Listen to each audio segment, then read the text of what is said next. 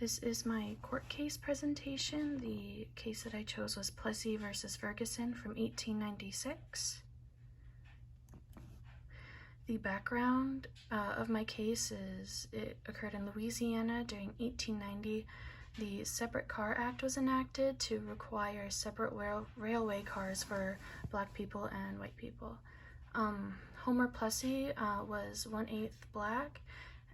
He bought a ticket for first class in a white compartment because he was able to pass as a white man, but he was arrested for that. He was actually recruited by the railway, who did not want to deal with liability from the law, whether it be from passengers suing the company or suing the railway for putting them in the wrong compartment, or whether it was being fined for accidentally missing someone and putting them in the wrong compartment. The specific issue addressed was whether or not the Separate Car Act had violated the 14th Amendment. The argument of Plessy was that it did violate the 14th Amendment, which was the amendment that gave the civil rights to former slaves.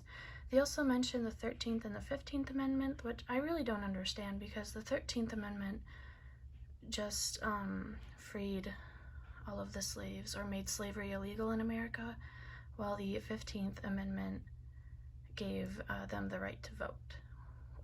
It does kind of make sense. For the 15th one, I can kind of see it because it mentions that they should not discriminate based on their race.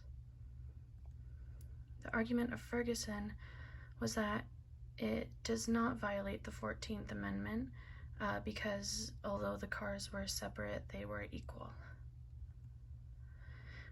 The verdict, what the court's ruling was, the Supreme Court decided that the separate but equal facilities were constitutional on the railways because they were equal to each other. The amendment that they used to support this was the 14th Amendment, which stated, "Nor shall any state deprive any person of life, liberty, or property without due process of law, nor deny to any person within its jurisdiction the equal protection of the laws."